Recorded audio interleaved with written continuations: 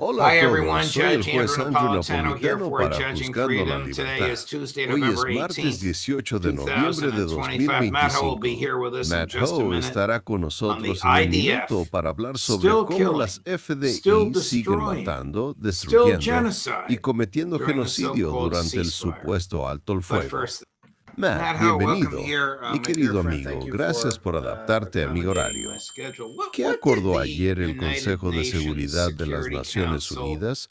¿Y agree por qué to esta mañana yesterday, and aparecieron why fotos were de ese there despreciable pictures Danny this Danon, morning of el this embajador israelí ante la reprehensible Danny ONU? Danon, the Israeli ambassador to the UN, embracing Mike Waltz, the US ambassador?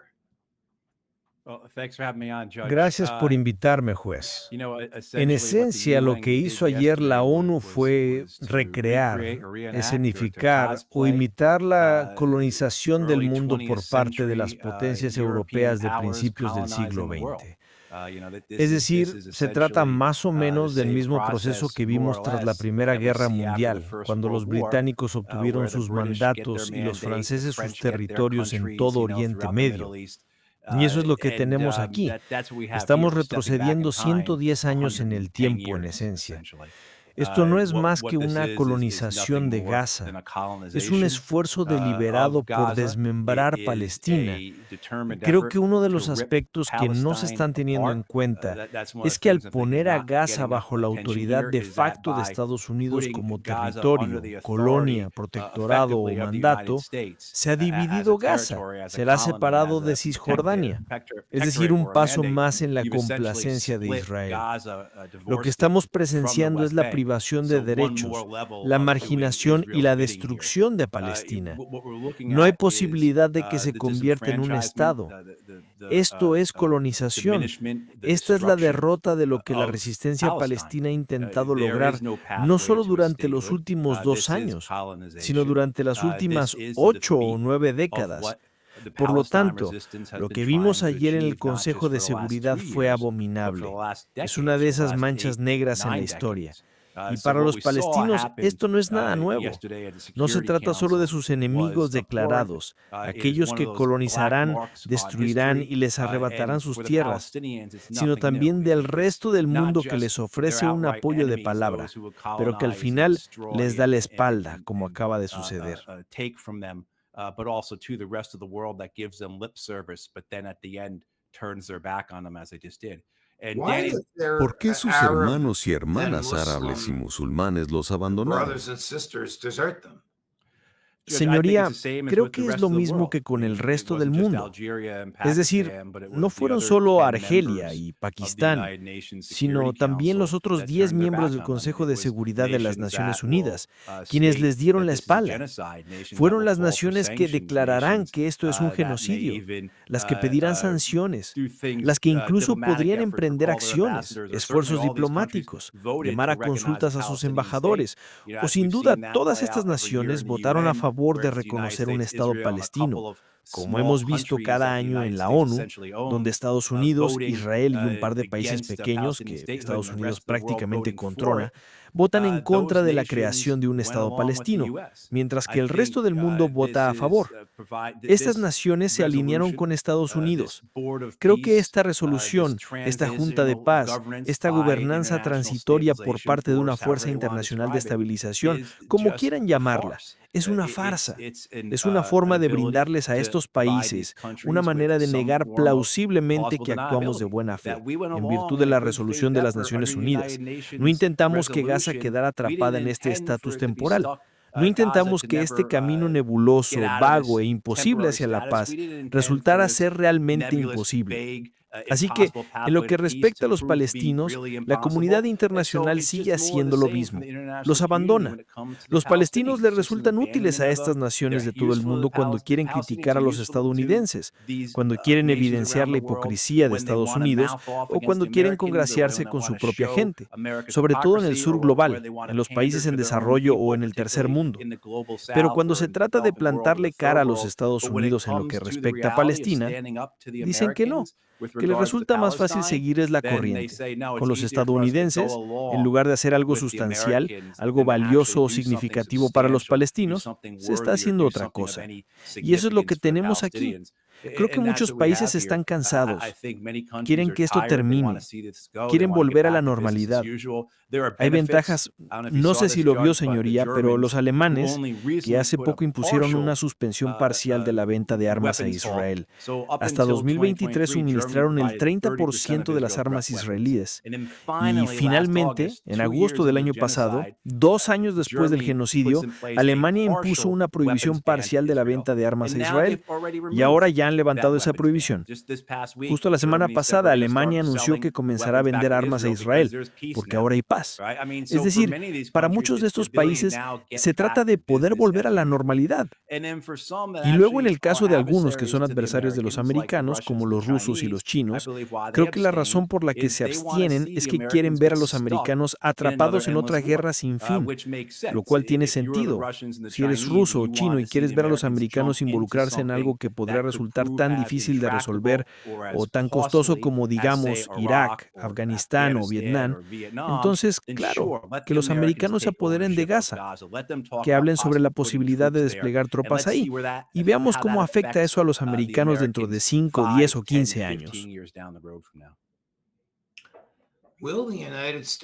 ¿Construirá Estados Unidos una base militar de $500 millones en algún lugar de la frontera entre Gaza e Israel?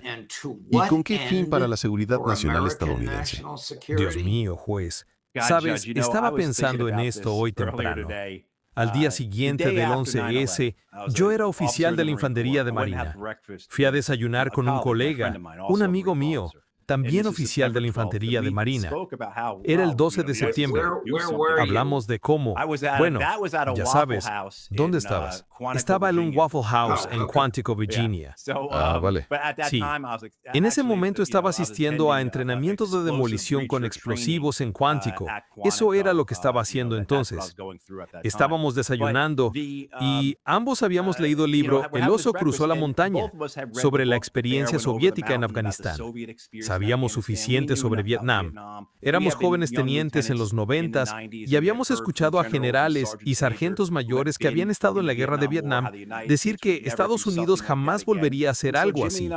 Así que Jim y yo estábamos ahí, al día siguiente del 11S, diciendo que, bueno, esto no iba a involucrar al cuerpo de marines convencional, que Estados Unidos no se iba a involucrar en algo como Afganistán, que no nos íbamos a involucrar en un lugar como Irak, sobre todo porque el vicepresidente era el mismo que 8 o 9 años antes había dicho que ir a Bagdad en la primera guerra de Irak sería un error colosal.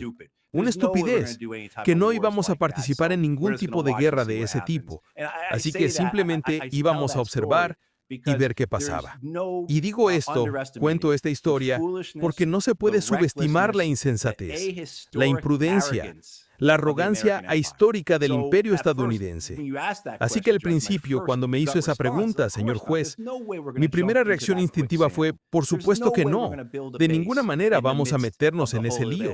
De ninguna manera vamos a construir una base en medio de Tierra Santa, involucrarnos en este conflicto, que lleva más de 100 años. No tiene sentido, ¿sabe? Pero el imperio es irracional en cuanto a lo que quiere, lo que desea y lo que necesita. Así que esta idea de posiblemente construir una base allí, ¿con qué propósito? No la entiendo del todo, pero no la considero una imposibilidad, como debería ser para cualquier persona racional y razonable, con un mínimo de conocimiento histórico, cualquiera que haya leído algo de historia contemporánea. Pero esta base, señor juez, si llega a concretarse, ya sea que se use solo para supervisar la Fuerza Internacional de Estabilización, que se use para albergarla, o que tenga tropas estadounidenses que tengan que patrullar Gaza y sean alcanzadas por artefactos explosivos improvisados o lanzacohetes RPG, como nos pasó a mis amigos y a mí en Irak y Afganistán, eso también podría suceder. Me pregunto cómo reaccionará el público estadounidense, pero Trump ya no estará en el cargo para cuando los estadounidenses regresen a casa en bolsas para cadáveres. Supongo que no les sorprende que The Guardian haya informado a finales de la semana pasada que desde el alto el fuego, que no debe haber durado más de 2 meses, las Fuerzas de Defensa de Israel, FDI, han demolido 1.500 edificios en Gaza. Correcto. Creo que el alto el fuego fue el 10 de octubre, señor juez. Así que apenas ha pasado un mes, 5 semanas. No es un alto el fuego todo. No, esto se informó la semana pasada. Hay 280 violaciones del alto el fuego por parte de los israelíes. Así que añádele otras 30. O las que sean necesarias para llegar a la cifra actual. Pero los israelíes violan el alto el fuego 7, 8, 9, 10 veces al día. Matan palestinos todos los días desde el 10 de octubre. Alrededor de 270 palestinos han muerto en Gaza desde que comenzó el alto el fuego. Cientos han resultado heridos. Y entre esos aproximadamente 1,000 palestinos que han muerto o resultado heridos, cientos de ellos han sido niños. En un solo día durante este alto el fuego, los israelíes mataron a 46 niños. Así que, ya sabes, esta idea de que esto es un alto el fuego es, ya sabes, si se están generando subtítulos ahora mismo. Espero que pongan alto el fuego en cursiva o entre comillas, porque no es un alto el fuego. Esto sigue siendo el mismo tipo de asesinato organizado y deliberado del pueblo palestino por resistir la ocupación, como no lo habían experimentado en décadas. Quizá no a la escala ni con el alcance de los últimos 2 años, pero este tipo de asesinatos de palestinos a manos de israelíes es algo común para todos los palestinos durante las últimas 8 décadas. ¿Por qué les gusta matar a los presidentes estadounidenses? Creo que es la prerrogativa imperial, señor juez. Creo que son los símbolos del imperio. Es el derecho de un emperador a hacerlo. Si hay una afrenta, si hay cualquier tipo de temeridad, si hay cualquier tipo de desobediencia, debe responderse con un nivel de violencia y fuerza que garantice que todos entiendan quién manda. Creo que no hay mayor explicación que esa. Creo que no es más complicado que eso. Y creo que a algunos les gusta matar. Y si no, como dijo el propio Barack Obama cuando dijo, resulta que soy bastante bueno matando gente, creo que también aprendieron a disfrutarlo. Ya saben, probablemente haya mencionado a Dostoyevsky unas 5 o 6 veces, ya saben, el poder y la sangre son embriagados. Y esto es lo que tenemos aquí. Tenemos una tiranía que se ha desarrollado en este gobierno estadounidense. Lo que aterraba a los fundadores es lo que permite este tipo de fuerza grupal, que permite esta brutalidad, que permite la humillación de la gente. Es decir, esencialmente, lo que se está llevando a cabo contra los palestinos es una humillación. Cuando uno está en Palestina o incluso en Irak o Afganistán, si habla con quienes forman parte de la resistencia o la apoyan, la palabra que usan es humillación. Es la palabra que se repite una y otra vez. Entonces, así que creo que, volviendo al tema, se trata de consolidar el control del imperio, ¿verdad? Consolidar el control del hegemón. Y la forma de hacerlo es mediante la fuerza de grupo, que últimamente tiene su máxima expresión en la humillación que inflige al pueblo ocupado. And the way you do that is through brute force that ultimately has its greatest expression in the humiliation it bestows upon the occupied. Mientras hablamos, el presidente Trump está congraciándose con Mohammed bin Salman, quien por supuesto cuenta con el respaldo de su propia CIA, dado que Jamal Khashoggi fue asesinado durante el primer mandato de Trump. Su propia CIA descubrió que bin Salman ordenó el asesinato, literalmente, de Khashoggi, dentro de la embajada saudí en Estambul, Turquía. Y cuando un periodista le preguntó sobre esto en presencia de Mohammed bin Salman, Trump respondió, son cosas que pasan. Pregúntenme otra cosa. Claro, claro. Este es un hombre que, recordemos, durante su campaña de 2016, dijo que podía dispararle a alguien en la Quinta Avenida y aún así ser elegido. Este es un hombre al que no le importa la realidad de los demás. Y creo que admira mucho al príncipe heredero por su disposición y capacidad para hacer tales cosas. No creo que nadie deba dudar de que si Donald Trump tuviera la capacidad de asesinar periodistas, lo haría. Más adelante en esa conferencia de prensa prácticamente le ordenó al presidente de la FCC que le retirara la licencia de transmisión a ABC, o al menos que la investigara con el objetivo final de revocarla. Creo que si analizas a las personas con las que Donald Trump mejor trabaja, son aquellas que más le recuerdan a sí mismo. Y, es decir, existe una admiración, un respeto mutuo entre estos déspotas, pero creo que en definitiva todo se reduce a la transacción, ¿no? La idea de que MBS esté ahí sentado y le diga a Donald Trump que los $600 mil millones que Arabia Saudita iba a invertir en Estados Unidos el año pasado, ahora serán $1 billón. Y eso es lo único que le importa a Donald Trump. Eso es lo único que quiere oír. Y por eso creo que lo que tienen ahí son almas gemelas, mentes afines. Y creo que si Donald Trump tuviera la capacidad de ser más como el príncipe heredero, lo sería. Estoy seguro de que hay un negocio inmobiliario de por medio, Matt, para la torre Trump en Riyadh, o donde sea que la vayan a construir. Mientras tanto, como lo llama Karen Kwiatkowski, y ella habla después de usted, Pete el despistado, que se hace llamar secretario de guerra, está construyendo una flota considerable frente a las costas de Venezuela. ¿Cómo no van a usar esa flota? ¿Cuánto costaría producir el Gerald R. Ford y todos los barcos que lo acompañan? ¿Cuánto le costaría a la Armada solo traerlos? Hay 10,000 Marines que se alimentan en esos barcos. Los barcos en sí, George, cuestan $20,000 millones. ¿Sabes? Si sumas el barco y la unidad aérea, son $20,000 millones. De hecho, estuve en un crucero este verano y estuvimos en Marsella. Y quien estaba atracado junto a nosotros, quien estaba amarrado junto a nosotros en Marsella, era el Gerald R. Ford. Madre mía, ¿perdón? Dije, madre mía, no sabía que un barco hacía atracar en un puerto civil. Sí, lo hacen. Y tienen su llamada de permiso. Y las únicas personas en ese barco, en el crucero, las únicas que se interesaron por él, las únicas que lo miraban boquiabiertas, sacándose fotos, selfies con él, con el barco, con todo lo demás, que estaban asombradas y lo celebraban, eran los estadounidenses.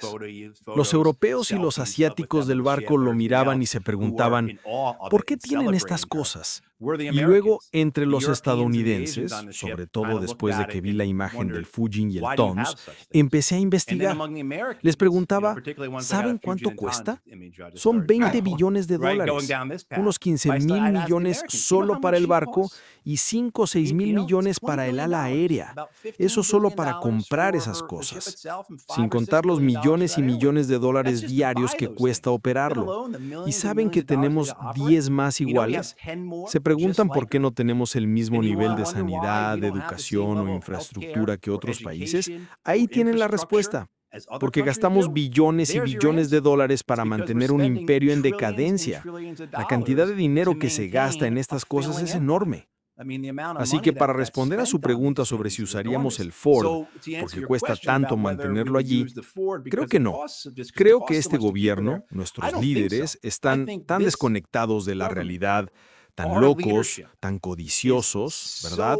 Ya sea por la guerra o por su propio beneficio, no les importa el costo porque eso es lo que quieren. Si cuesta, ya saben, decenas de millones de dólares al día mantener el Ford y sus buques gemelos frente a las costas de Venezuela, pues que así sea. Ese es el precio de mostrar la bandera. Ese es el precio de la diplomacia chapucera. Ese es el precio de mantener el imperio. Y así, la corrupción se extiende por todo Washington, D.C. Es decir, Ray McGovern ha rebautizado el complejo militar industrial como el Mickeyman, que es, a ver si puedo, el complejo militar, industrial, congresional, de inteligencia, mediático, académico, tecnológico y de centros de estudios. Porque esa es la realidad, señoría. Todos se están enriqueciendo con esto. Todos están saliendo increíblemente bien parados. No son solo las empresas armamentistas las que obtienen ganancias obscenas. Son todas las empresas que trabajan con ellas, ¿verdad? Es decir, los bancos son los hoteles que se construyen justo al lado de los nuevos edificios que levantan estas empresas armamentistas, ¿verdad? Este dinero se distribuye. Es la época dorada, es el momento de hacerse rico. Tenemos presupuestos de defensa de billones de dólares y la realidad es que es un círculo vicioso, ¿verdad? Se consume a sí mismo y se regenera de esa manera. Así que el dinero fluye a través de la industria armamentista, vuelve al Congreso. El Congreso lo devuelve al Pentágono. El Pentágono lo devuelve a la industria armamentista. Y es un ciclo constante. Y como una bola de nieve cuesta abajo, crece. Y ahora tenemos presupuestos de armas de miles de millones de dólares. La mitad va directamente a los contratistas. Y la mitad de lo que ganan cada año, estos contratistas de armas, no lo reinvierten en sus fábricas. No invierten en sus empleados, lo reinvierten en dividendos, recompran acciones. El año pasado las empresas armamentistas gastaron más en recompras de acciones y dividendos que en beneficios reales, ¿verdad? Se endeudaron, pidieron dinero prestado para devolver dinero a sus inversores. Mientras tanto reciben prácticamente la mitad de un presupuesto anual de billones de dólares. Este tipo de corrupción no solo afecta a nuestro gobierno, sino también a nuestras corporaciones. Y nosotros, los contribuyentes, somos quienes financiamos esto. Sin mencionar la realidad de que Lockheed, Raytheon y todas estas otras empresas reinvierten su dinero. ¿Acaso solo buscan enriquecer a sus directivos e inversores? La realidad es que solo podemos producir 600 misiles Patriota al año.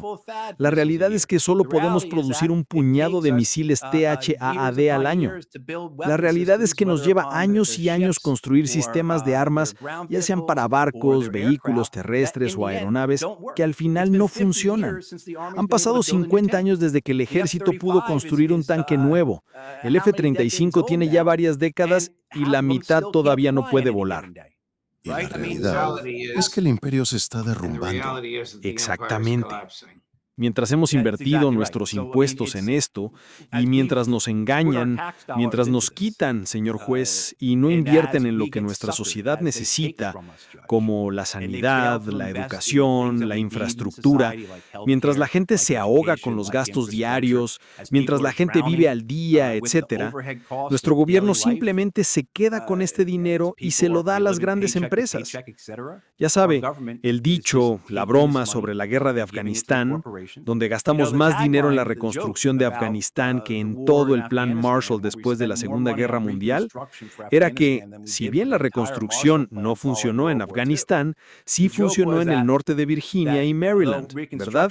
En los suburbios de Washington, D.C., mientras que gastamos 300 millones de dólares al día en la guerra de Afganistán durante 20 años. Ahí fue donde fue ese dinero. No nos hizo ganar la guerra 300 millones de dólares al día, pero enriqueció enormemente a mucha gente y a muchas empresas. Triste historia, pero cierta. Gracias, Matt. Muchas gracias, querido amigo. Y gracias por permitirme viajar desde Venezuela a Israel y luego a Virginia. Esperamos verte la semana que viene. Gracias, Matt. Gracias, Josh. Por supuesto. Mañana a las 3 en punto. Jornada completa. Pero hoy a las 3 en punto. La coronel Karen Kwiatkowski, George Napolitano para juzgar la libertad.